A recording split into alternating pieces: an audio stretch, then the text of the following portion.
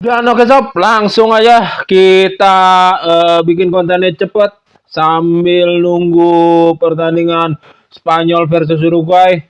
Gue pengen membahas pertandingan tadi pagi, yaitu tadi pagi Norwegia versus Prancis, di mana Prancis mode bantai-bantai turn on, dan gue bilang ya di fase grup ini Prancis permainan paling bagus, paling efektif, paling pergerakannya paling dinamis, saling support, ya paling keren lah semuanya.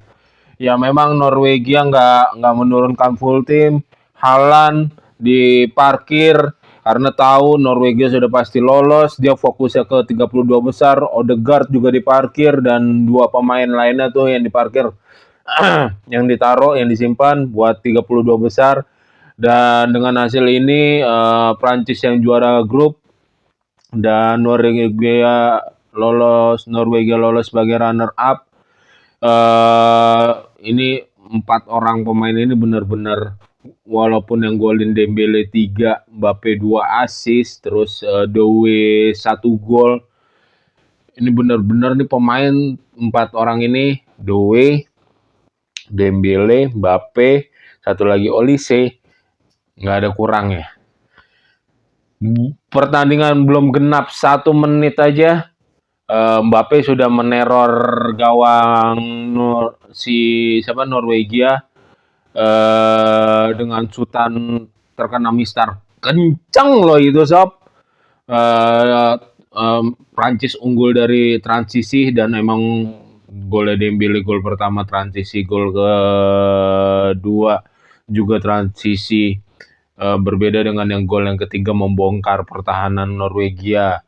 Terus gol keempatnya juga ada setup juga membongkar pertahanan Norwegia, tetapi gol kedua Prancis ya lebih ke transisi.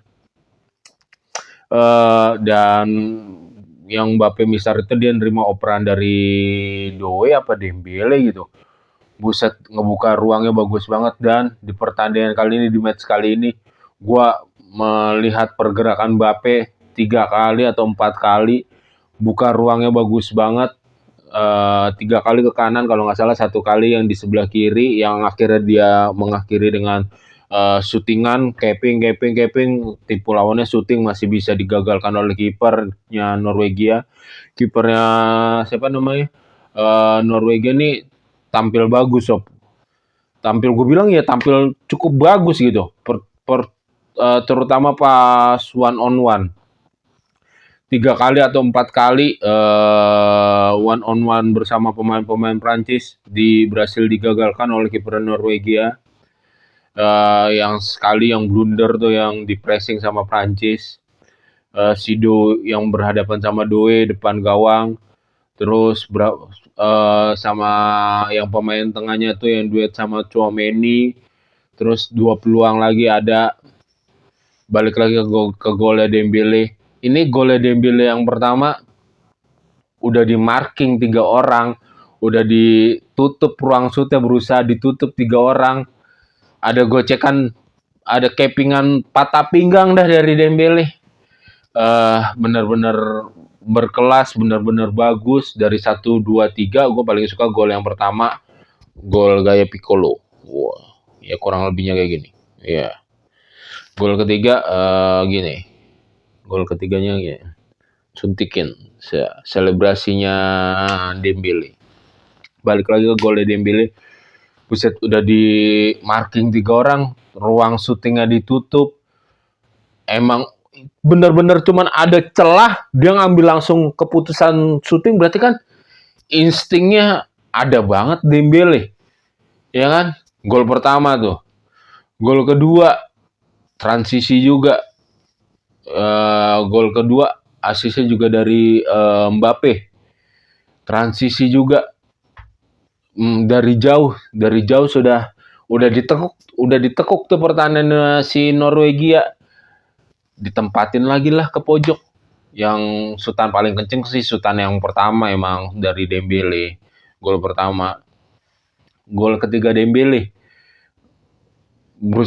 pemain Prancis berusaha membongkar tuh dari sisi sebelah kiri dulu, sisi sebelah kiri dipindahin bolanya ke tengah, passing, dipasing lah ke Dembele. Terus sama Dembele ada tuh dribble kedutan dong. Dribble kedutan, set. Ditaruh lah bolanya. Selesai. Tetapi di sini yang patut kalian garis bawah itu pertahanan Prancis juga emang nggak seistimewa itu loh. Pertahanan Prancis tuh gampang banget masih bisa ditembus loh. Norwegia tuh yang setelah ketinggalan tuh 2-1 apa gol keduanya Dembele, termasuk gol cepat tuh setelah bagi-bagian tuh. Berapa detik tuh ya? Gua belum nggak ngitungin detiknya. Cepet banget tuh bagi-bagian, oper-oper, passing ke belakang sedikit, terus pergerakan sebelah kiri di dribble, ada bola passing lagi, terus siapa namanya Upamecano nggak duel, abis itu dia berarti gampang banget lah dikedut aja sama pemain Norwegia, ketipu, langsung diselesaikan ke gawangnya Maignan. Itu di babak pertama beberapa kali gue liatin dari sisinya Konde, si Norwegia ini bangun serangan dan berhasil lolos lumayan cukup efektif gitu. Di babak kedua gantian sisinya Theo Hernandez yang dijelajah. Di babak pertama Theo Hernandez support serangannya lumayan efektif karena Doe yang masuk ke dalam, Theo Hernandez sedikit melebar masuk, pergerakannya lulusnya garis lurus lainnya. Dan di babak kedua gantian sisinya Theo Hernandez. Fatal banget dong. Udah masuk kotak penalti, ngambil sekali, jedar. 2 kali tuh ngambil sekali, dan yang Theo Hernandez jelas mutlak kartu merah gitu. Dan bolanya masih bisa ditahan penaltinya oleh Maignan, emang nggak arahnya juga nggak terlalu pojok, tetapi harus diapresiasi si Maignan. Dan apa namanya, Prancis juga kan, gue mau memberikan respect yang sangat-sangat respect nih, 4 jari nih kanan kiri nih buat Norwegia. Lawan Prancis nggak main pertahanan low block dong, lawan Prancis nggak parkir bis dong, lawan Prancis tetap mau menguasai pertandingan, tetap mau menekan dong. Ya akhirnya dihukum lewat transisinya Prancis tuh, yang contohnya di gol pertama dan gol kedua tuh. Di Prancis punya udah 4 pemain itu udah tahu ibaratnya passing langsung bergerak di sini, passing bergerak ke sini, passing bergerak sini. Tapi applause dulu buat permainan Norwegia karena mau meladeni Prancis secara terbuka. Dan beberapa kali Prancis juga pressingnya lumayan bagus. Cuman yang harus diperhatikan pressingnya Norwegia ya. Beberapa kali menyulitkan Prancis. Ini Prancis juga gue bilang ya harus dibenahi itu ketika ketemu lawan misalkan Spanyol, misalkan Argentina, misalkan yang pressingnya pasti akan lebih bagus lagi dari Norwegia. Harus dibenahi itu berapa kali. Yang babak pertama aja dari sisinya Upamecano tuh, yang Upamecano baru passing, terus bek kanannya apa pemain tengahnya kerebut. Ini 2 gelandangnya Prancis karena ketika pemain ini bisa di-counter, Prancis bisa di-counter, formasinya Prancis tuh ketika menyerang tuh keseringan ya 4-2-4, dan tengahnya itu riskan banget sob buat di-counter gitu. Dan terbukti gitu bisa dimanfaatkan beberapa kali, itu menimbulkan celah, oke? Menimbulkan celah sob, oke? Pertahanannya Prancis ini. Transisinya juga ketika kalau ketika udah mundur, Olise bermain cukup bagus defense-nya. Terus si Doe beberapa kali transisi dia menjemput bola dari ke tengah, dia yang turun bersama Olise. Jarang banget dah, pokoknya Dembele sama Mbappe difokuskan untuk ke depan langsung, dan yang menjemput bola turun ke bawah keseringan Doe sama Olise. Dan pressing Norwegia lumayan bagus, lumayan menyulitkan Prancis. Berapa kali tuh Prancis? 3 kali lah gue catat tuh. Prancis di pressing sama Norwegia keteteran gitu.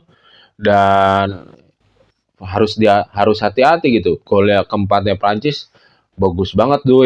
Penempatannya kan ada dua tuh pemain yang di kotak penalti, tetapi Doe mencari posisi dengan baik. Ibaratnya kayak pemain yang satu lagi, pemainnya Prancis yang menggantikan posisinya Mbappe itu menjadi bantalan lah, dan diceploskan bola dengan baik oleh Doe. Oke.